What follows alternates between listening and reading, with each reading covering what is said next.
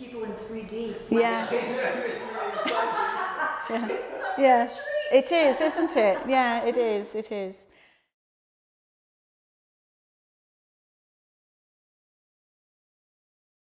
So beginning lying on your back in semi-supine, just maybe having your hands on your belly and your fingertips just linking at the front. So just taking a few moments to connect everything up and finding a consciousness that you don't have when you're wandering around day to day. We're having a short sequence of very deliberate movement and breathing. There's quite a lot of control needed in this sequence. So you just need to have that consciousness and that connection. Breathing through the nose, expanding your front, really opening up that diaphragm, allowing the rib cage to expand as you breathe in, and as you breathe out, allowing everything to fall. So you'll just notice a small amount of movement in your fingers. They might part as you breathe in, and as you exhale, just close back together. It's just a good sign that you're doing an abdominal breath that is deliberate and more focused on that space that you make in your front.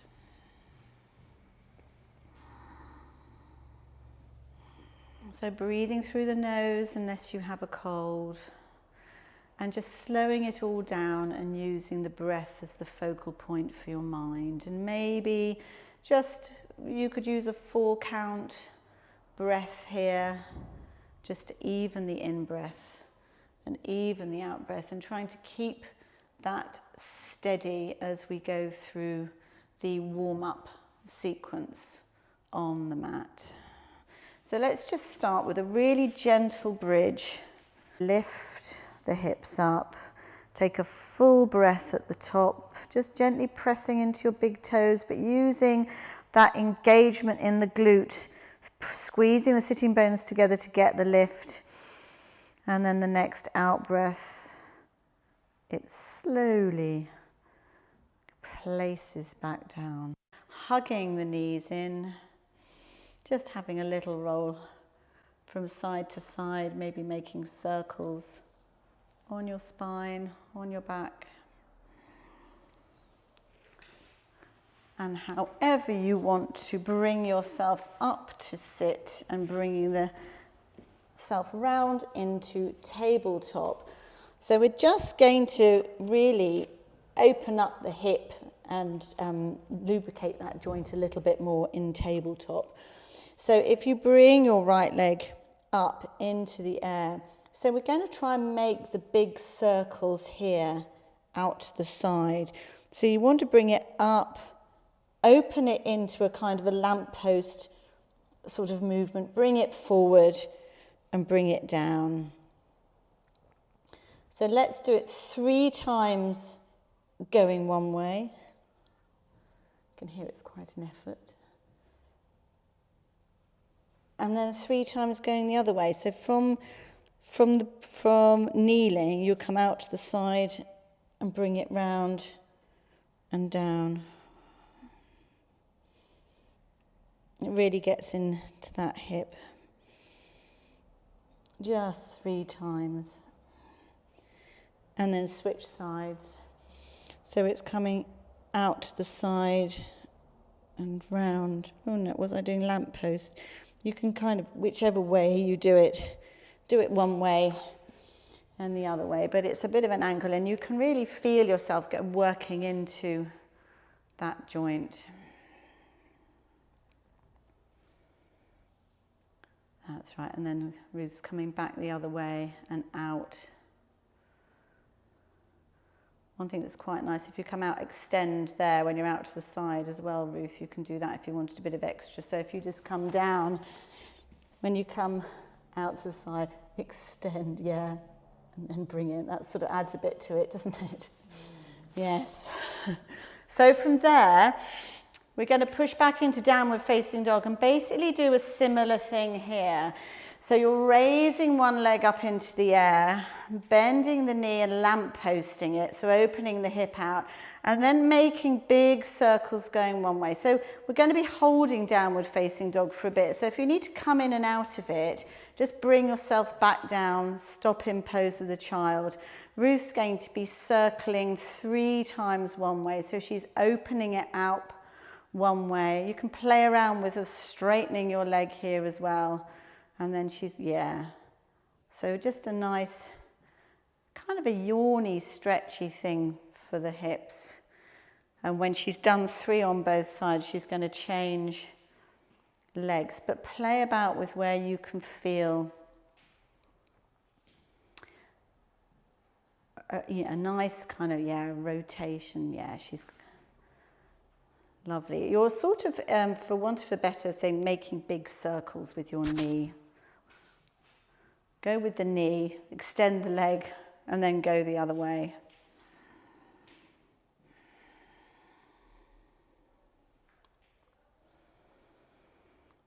And then when you've played around enough with it, you're coming back to a still dog.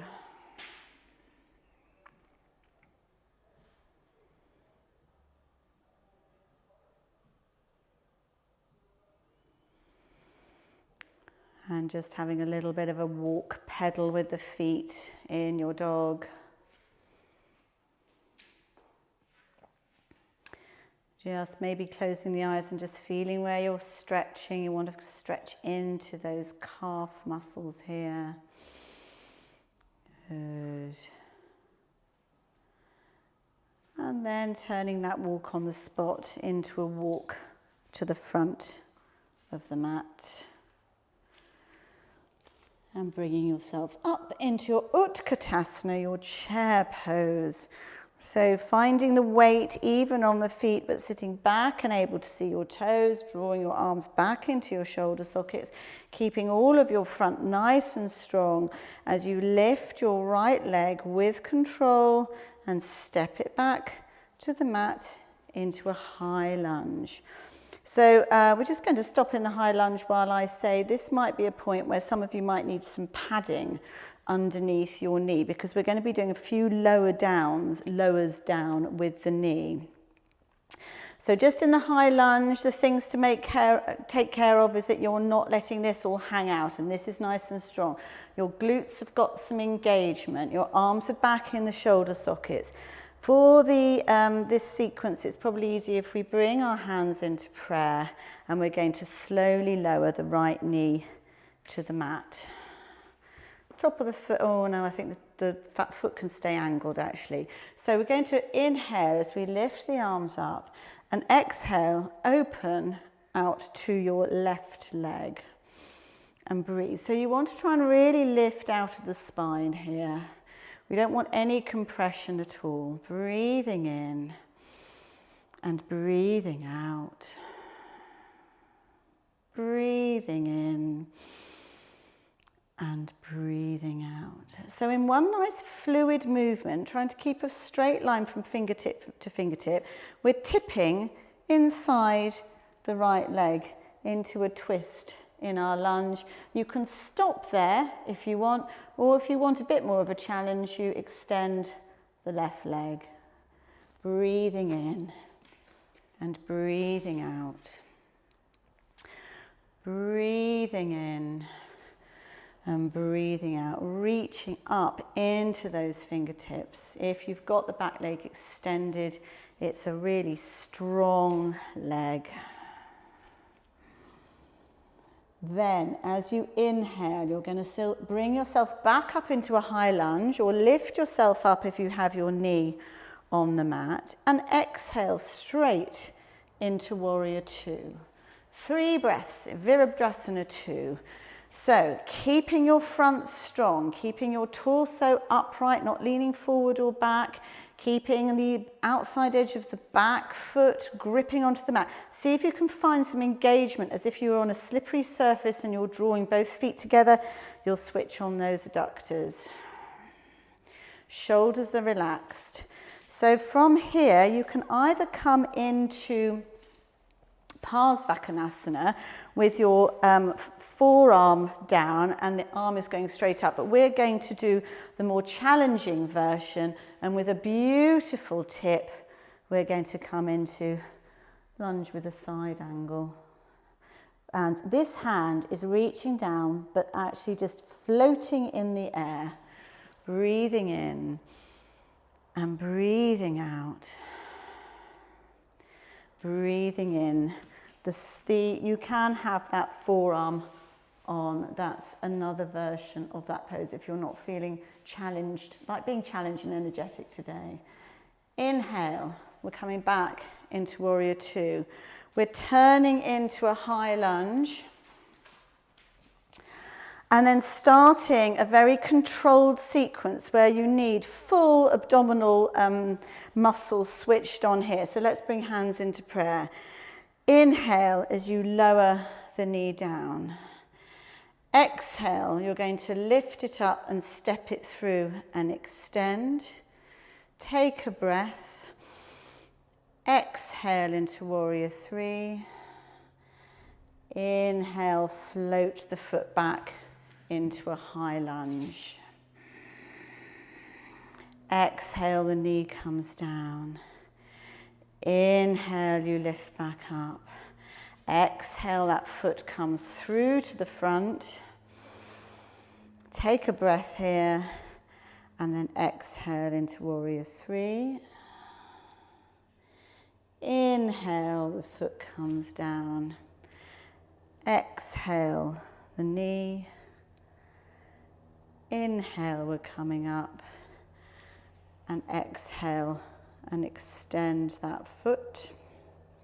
One more Warrior Three. And then float that back foot back. Bring your hands either side of the front foot, step back and lower. Inhaling into upward facing, exhaling into downward facing. Bringing your feet forward by step walking or jumping your feet to hands, and we're just going to stop in Uttanasana here. So you might want to wriggle your feet to hip width apart. Keeping your knees soft, so you want to try and have engagement with belly and thighs. You can have your hands wherever you want them to be. They can either be flat on the mat like Ruth has. You can hold your elbows, have the weight, can draw it down. You could take your toes in yogic toe lock, but just breathing. You might want to play around with where the weight is on your feet, and it kind of gently eases into the backs of the legs. Breathing in. Breathing out. Breathing in, one more breath. And breathing out. So bringing your feet, hands by your feet, shooting them forward and up, coming back into your chair pose. And we'll do all that on the other side. So lifting your left leg, I hope, with control and stepping it back into that high lunge. So just taking a couple of breaths here, staying strong around the middle, arms back into the shoulder sockets. See if you can engage both glutes.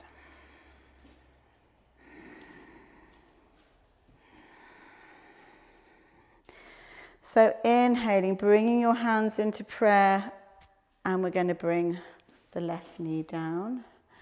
Maybe bringing your arms up and floating them as you twist towards your right leg. Breathing in, really lifting out of the spine here. Inhaling as you lift out of the spine, and exhale as you twist round. So keeping a nice long line with the arms. The left arm is going to tip down inside the right foot. Right arm is going up towards the ceiling, and then if you want a bit more of a challenge, you extend the back leg. Breathing in, breathing out.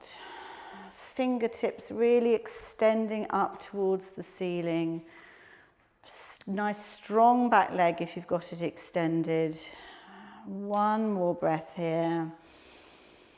And we're going to lift straight back up into your high lunge as you breathe in. And exhale into Warrior Two. Virabhadrasana 2.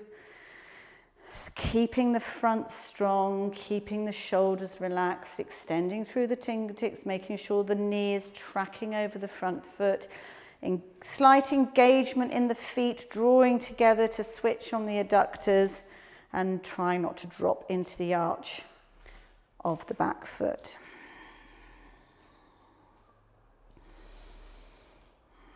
So 2 versions of this sort of Parsvakonasana. You can either have your forearm down on the thigh, or you're going to tip forward in one line with a floating hand. So I've got my forearm down and reaching up, and Ruth's doing the more challenging version. But keep lifting up through the top hand. 3 breaths. Breathing in. Breathing out. So I should think it's probably 1 more breath here as we lift back, coming through Warrior Two into a high lunge. And we're going to do that controlled sequence with steps. So I'm trying to do the breathing. I don't think it really matters that much whether you breathe in or out, because sometimes I'm coming backwards and forwards and the breath just seems to flow. So in your own breathing, you're going to lower that knee. We're going to lift it up and step it forward. I think an exhale into Warrior Three is always good. And then it floats back down. We lower the knee, lift it up, step it forward, float it back into Warrior Three, and it floats back down. And 1 more of those. Lowering the knee, lifting it up, extending it forward, and then stretching it back into Warrior Three. Lowering it down with control. Hands come either side of the front foot and you vinyasa through. So step back into your plank. Exhale and lower. Inhale your upward facing. Exhale your downward facing. Bringing the feet forward, just coming into 1 more Uttanasana. So bring them hip width apart, folding into the legs. So no daylight between belly and thighs. Lovely long straight spine. If you have a bent spine, you're not doing the work. So it doesn't matter how bent your knees are, just have that contact so you can almost rub your belly into your thighs. Thank you, Ruth, to keep your spine straight and long. And then when you want to start doing a bit more work, rather than straightening the legs, just push the sitting bones up towards the ceiling. And breathe. And just allow the backs of the legs to release out.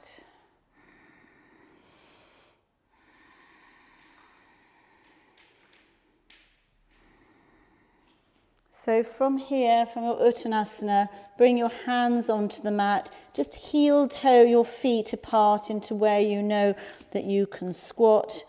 Bring your backside down. We'll just have a couple of breaths in that squat. So trying to lift up out of it. So you want to have a long line from head to sitting bone and feel like it's a good stretch through a spine. We will be coming down to sit. So if you're working on it like I am, you could reach your hands through and try to come and sit down controlled. Otherwise, rather than crashing onto your coccyx, please put your hands down first and come down.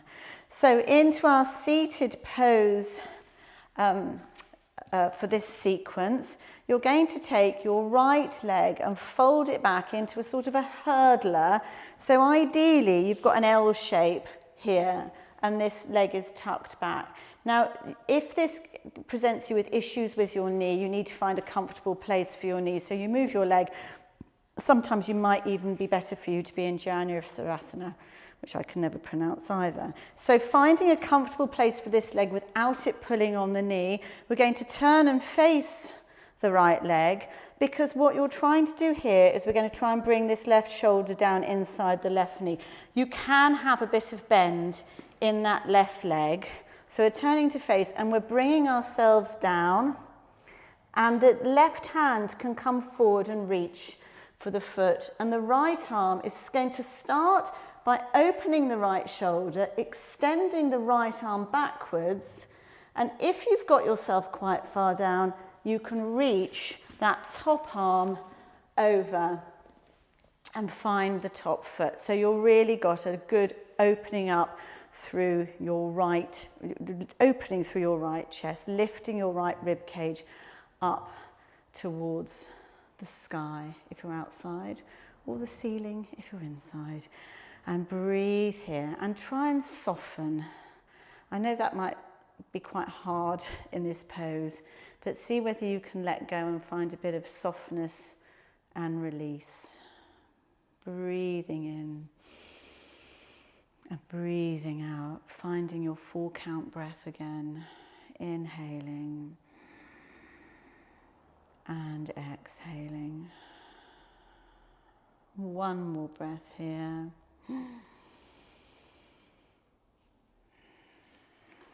So you're bringing yourself back out. So I want you to bring your left leg outstretched in front of you, and the right leg is coming over. So come into that twist here. So left arm is coming round, right arm is coming behind. So as you breathe in, lift out of your spine, and as you breathe out, you twist, trying not to let your right hip follow your left, trying to twist from the middle. Inhaling and lifting and exhaling and twisting.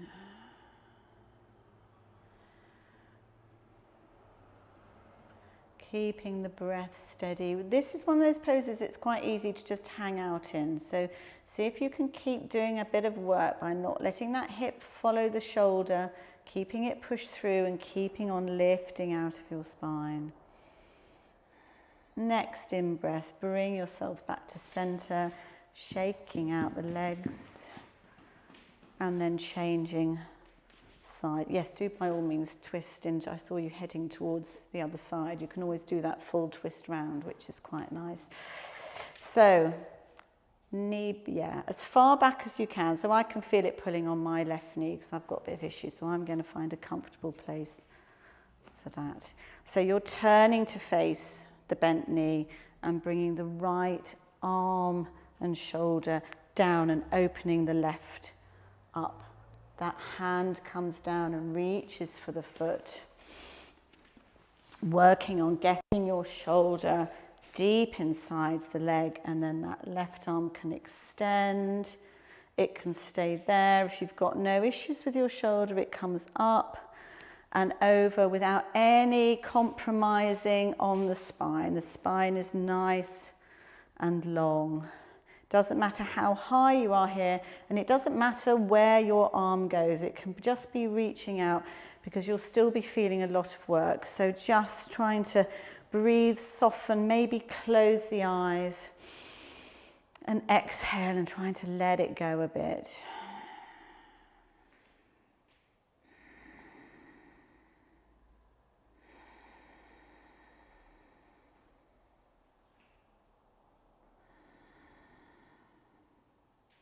Let's just take one more breath.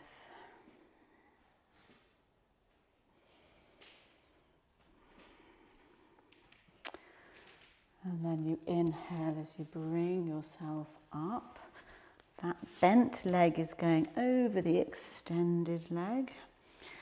Right arm comes round. Thank you. Lifting and twisting. So don't let your hip follow the shoulder. You want to try and lift out of the waist and twist round. Finding a little bit of work in this pose. Breathing in and breathing out. One more breath here.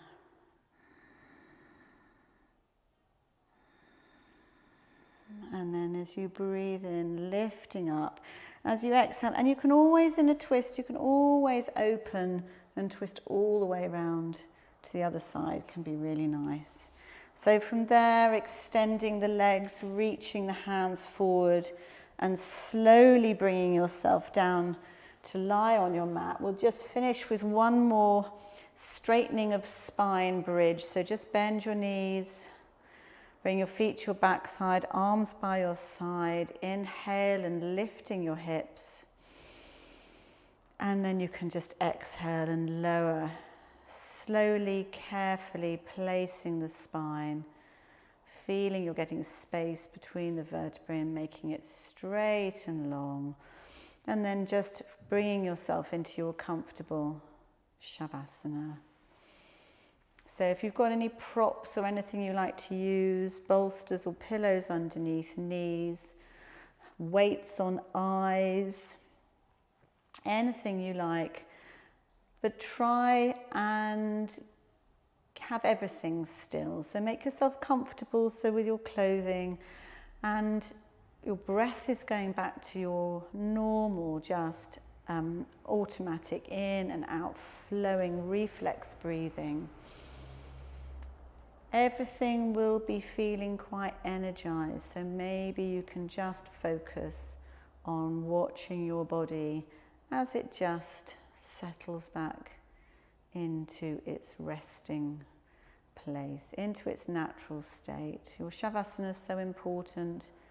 It allows the body to assimilate the prana, the energy that it's just your practice has just generated, and just minimizes the risk of injury, allows you to go back to your stillness.